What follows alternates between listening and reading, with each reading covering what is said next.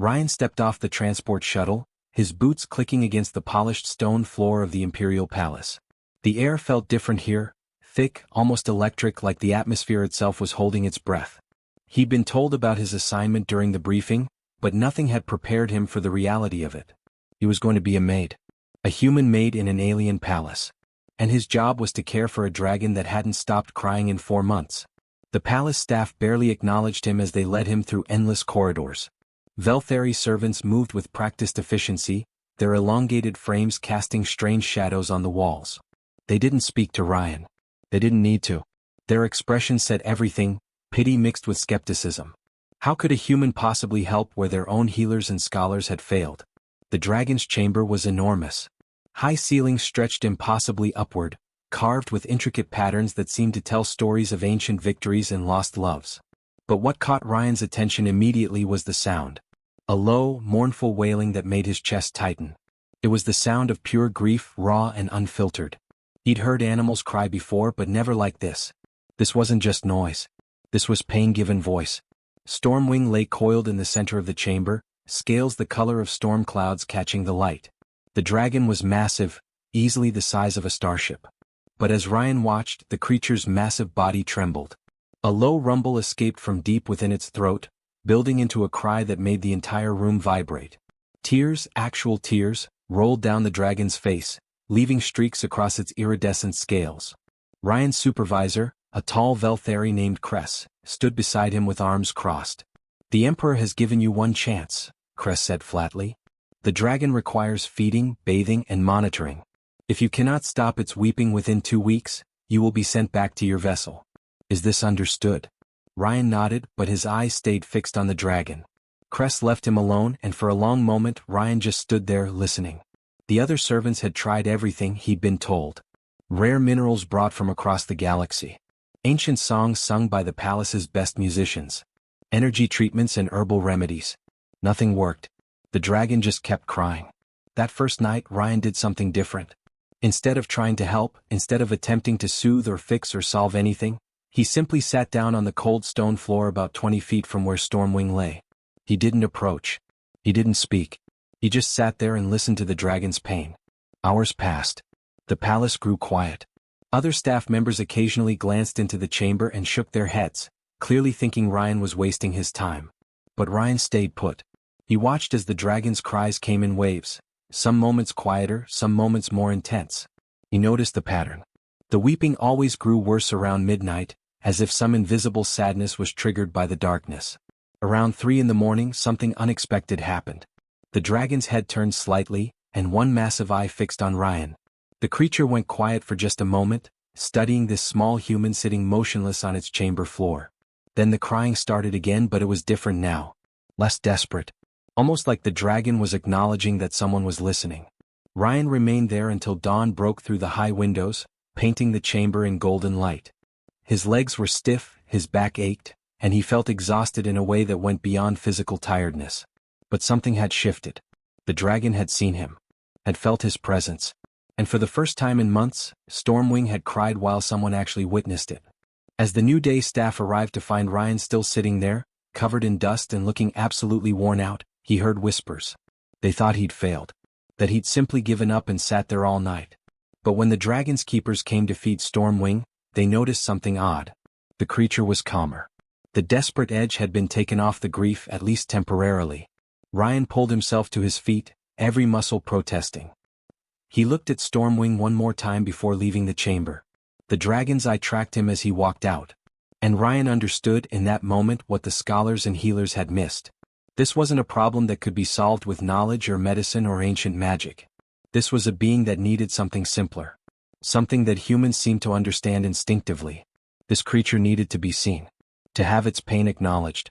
To know that anyone cared enough to sit in the darkness with it. That evening, Ryan returned to the chamber before his shift officially started. He brought nothing with him. No medicine, no special tools. Just himself. And as Stormwing's cries began again with the falling darkness, Ryan sat down in that same spot and listened.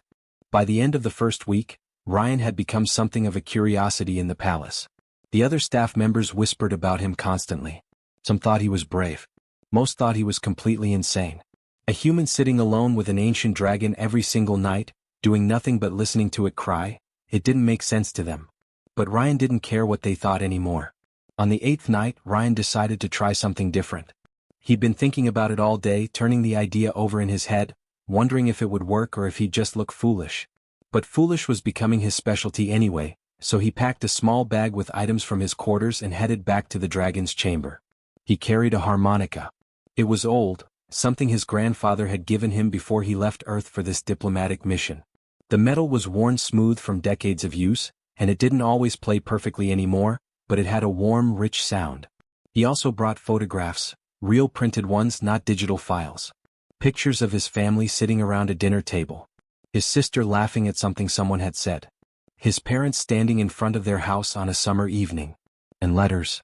3 letters that his mother had written him during his first lonely months away from home. Ryan settled into his usual spot on the floor, but this time he didn't just sit in silence. He pulled out the harmonica and began to play. It was a simple melody, something his grandfather had taught him years ago. The notes filled the chamber, echoing off the high ceilings. It wasn't perfect. His fingers were rusty and some notes came out slightly off-key. But the sound was genuine, and there was something almost sacred about it in that moment. Stormwing's crying paused. The dragon's head lifted, and that massive eye focused on Ryan again. The creature was listening. Ryan played for 20 minutes straight, going through every song he could remember. When his lips finally grew tired, he set the harmonica down and picked up the photographs. He held them up where the dragon could see them, even though he wasn't entirely sure dragons could process images the way humans did. "This is my family," Ryan said quietly, his voice sounding small in the vast chamber. "That's my mom and dad. They live on a planet called Earth, really far from here. And this is my sister Kate. She's always making jokes that aren't funny, but we laugh anyway because she's trying so hard." Ryan paused, looking at the photograph of his parents. "I miss them. I miss them so much sometimes that it feels like there's this weight sitting on my chest and I can't quite breathe properly." He didn't know if the dragon understood his words. He didn't know if it mattered. But something shifted in the chamber. The air felt less heavy somehow. Stormwing's crying, which had been quiet, began again, but it was different now. Softer. Almost like the dragon was joining in rather than drowning in despair. Over the next several nights, Ryan developed a routine. He'd arrive at the chamber and sit with the photographs, the harmonica, and the letters. Sometimes he'd play music. Sometimes he'd read passages from his mother's letters out loud. Sometimes he'd just talk about home, about the smell of rain on Earth, about the food his family used to cook, about the small apartment where he'd grown up before joining the diplomatic corps. The palace staff's reactions ranged from concern to outright mockery. Cress, his supervisor, pulled him aside one morning and asked if Ryan was feeling unwell. "No human in their right mind sits alone with a dragon night after night, talking to it like it's a person," Cress said, genuine worry in his voice. "Maybe that's exactly what it needs," Ryan replied simply. What nobody else seemed to notice was the change happening to Stormwing. The dragon was still crying, but the quality of those cries was transforming. The desperate, frantic edge was fading. What remained was something deeper, more profound. A genuine expression of sorrow rather than a cry of agony. And then something remarkable happened. On the 12th night, as Ryan was reading one of his mother's letters, a particularly emotional one where she talked about how proud she was of him for taking this mission, Stormwing made a sound Ryan had never heard before. It was still a mournful sound, but it wasn't just sadness. There were layers to it. Recognition. Understanding. Connection. The dragon shifted its massive body and moved closer to where Ryan sat. Not in a threatening way but deliberately. Slowly. The creature lowered its head until it was only a few feet from Ryan, and one of its enormous eyes fixed on him with an intensity that was almost overwhelming. In that moment Ryan understood. The dragon wasn't just hearing the sounds Ryan was making. It was understanding that this human was sharing his own pain. Stormwing was recognizing that Ryan wasn't trying to fix its grief or dismiss it. Ryan was simply saying, "I know what it's like to hurt. And I'm here with you." The palace staff found them like that when they arrived the next morning. The human and the dragon, sitting together in the soft light, two beings from completely different worlds connected by nothing more than genuine compassion.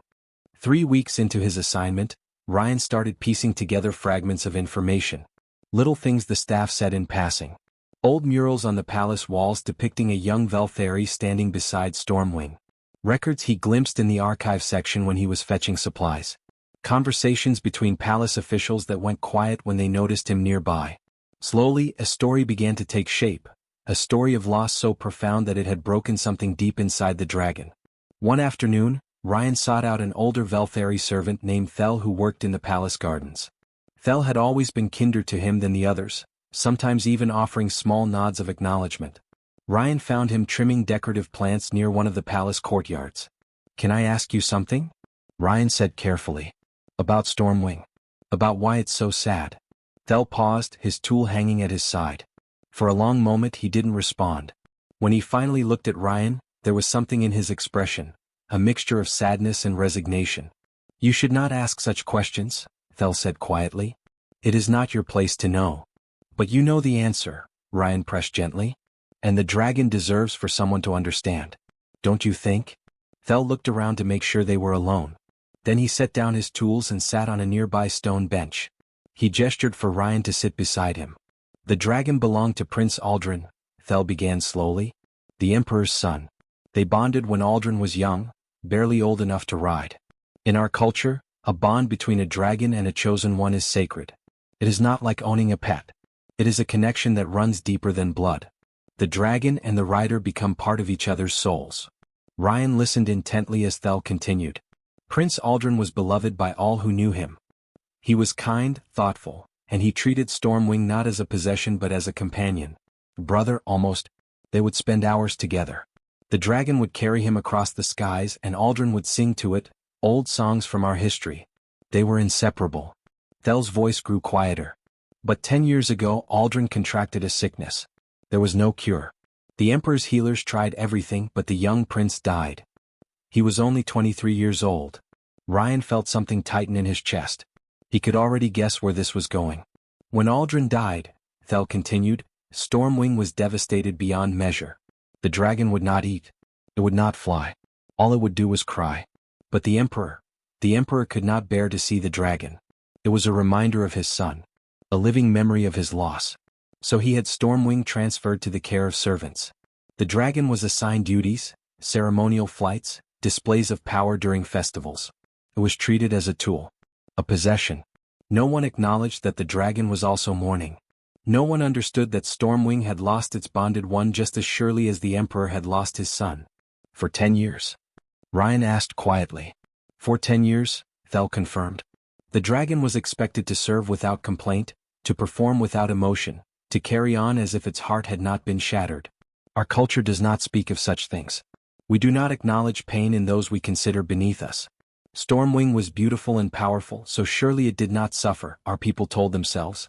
But every night, the grief would overwhelm it and the dragon would weep. Ryan sat in silence, processing this. He thought about what it would mean to lose someone you were bonded to so completely. To have that part of yourself torn away. And then to be forced to continue on as if nothing had happened. As if your pain didn't matter. As if you were just a tool to be used. No one else knew? Ryan asked. No one else understood what was happening? Some knew, Thel said. But our people are not comfortable with grief. We prefer to see strength, not weakness. And it is easier to ignore suffering than to face it. To acknowledge Stormwing's pain would have meant the Emperor had to acknowledge his own. It would have meant admitting that both father and dragon were devastated by the same loss. Our society does not work that way.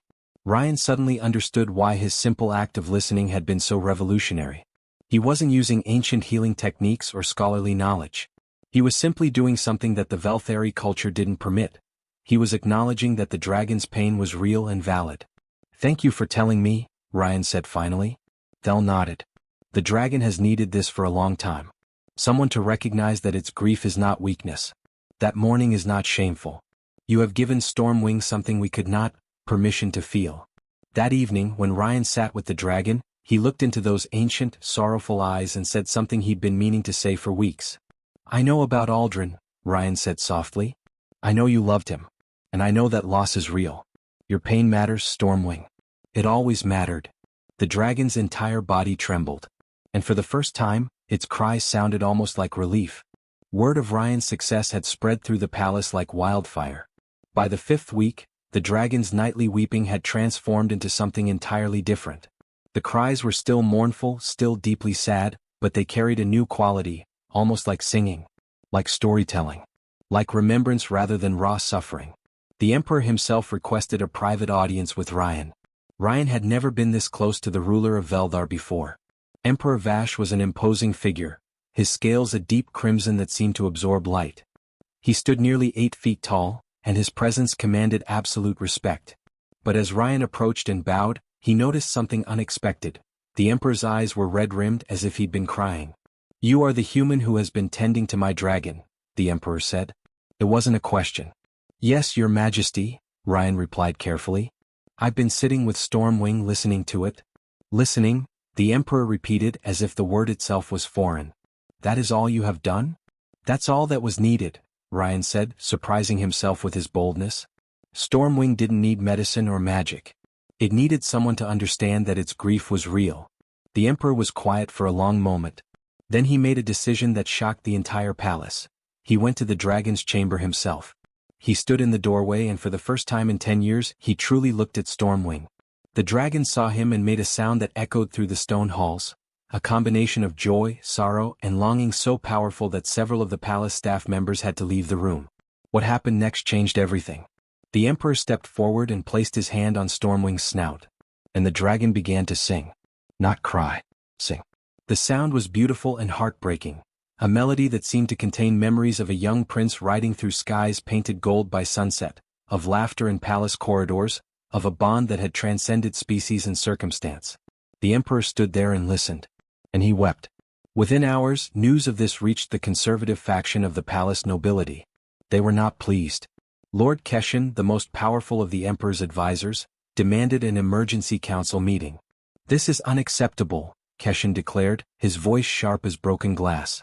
"The Emperor is indulging in weakness. A human servant has filled the ruler's head with soft ideas about emotion and feeling. This is not the Velthari way. We are a people of strength, of duty, of discipline. We do not wallow in grief like lesser creatures." Other nobles echoed his sentiments. They spoke of tradition, of the importance of maintaining order and emotional control. They argued that allowing the Emperor to openly grieve, and worse to acknowledge a dragon's grief, would weaken the entire empire in the eyes of other species. But the Emperor stood firm. "My son is dead," he said simply, his voice quieter than anyone had ever heard it. "And I have spent 10 years pretending that the pain does not exist. I have pretended so successfully that I did not notice my dragon was suffering the same loss. This human has shown me something I should have known all along, that acknowledging grief does not make us weak. It makes us human.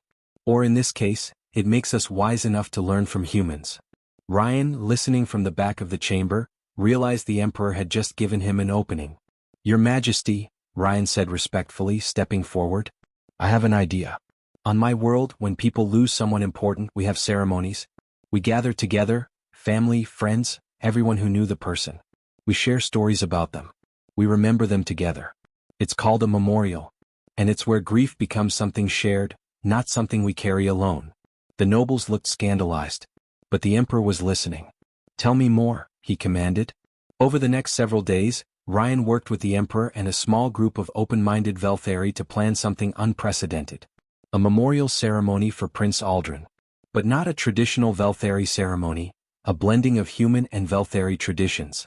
They organized it to take place in the grand courtyard of the palace.